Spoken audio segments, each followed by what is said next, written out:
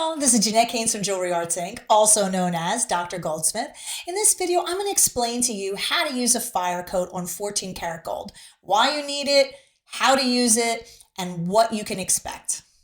So I just walked back here and Sally was just about to solder her 14 karat rings. And I was like, oh, wait, but you don't have a coat on there.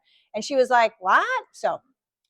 So Sally has these lovely, like interlocking 14 karat rings that she's done. There's going to be 3, it's going to be like all bundled together and gorgeous. But if you're working in the lower karat golds, like 14 and 18 also, when you heat it up enough to anneal it or to solder it, it develops like an oogie skin, that doesn't come off in the pickle, that has to be sanded off. And anybody out there who is soldered in 14, you're like, oh yeah, it makes this funny skin. So normally what we do is we do a fire coat. Now you could coat the whole thing in flux. You could use a product like Fire Scoff. That's like a ceramic type thing you spray on there. Most of the time what we do is our homemade fire coat here, which is boric acid, which is roach killer, and alcohol.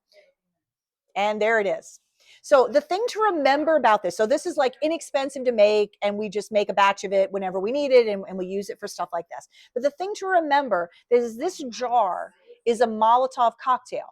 Okay, it's flammable. So this is not the kind of thing where I'm gonna stir this up, dip my thing in, leave it here open, and my flame is going and my art. Like, no, we're gonna use it. I'm gonna put the lid on and I'm gonna put it here before I light it up. So you just have to remember, like alcohol, flammable. We do not want anything terrible happening. Now, when you make the homemade stuff, it settles like this. You see what I'm saying? And you see how it's about like 50-50, right? Like so. So every time you use it, you just have to stir it up, which is no big deal, but just know that like it will not stay suspended. Okay, stir it up. And you can either like paint it on with a brush, or usually for me, for something like this, I'm just gonna like, ta-da, you know what I mean? Put it here. I'm going to put the lid on and put it out of reach of my elbows, because I don't know about you guys, but I've been known to give things a nice whack. Okay, up here, look at that. No Molotov cocktail. And then what you can do, you can either just let it sit for a minute or two and it'll dry because it's alcohol, it'll just evaporate, but it's more fun to light it on fire. So I'm going to do that. And what you'll notice is it'll just light up and burn off a little green. See that? Look how cute that is.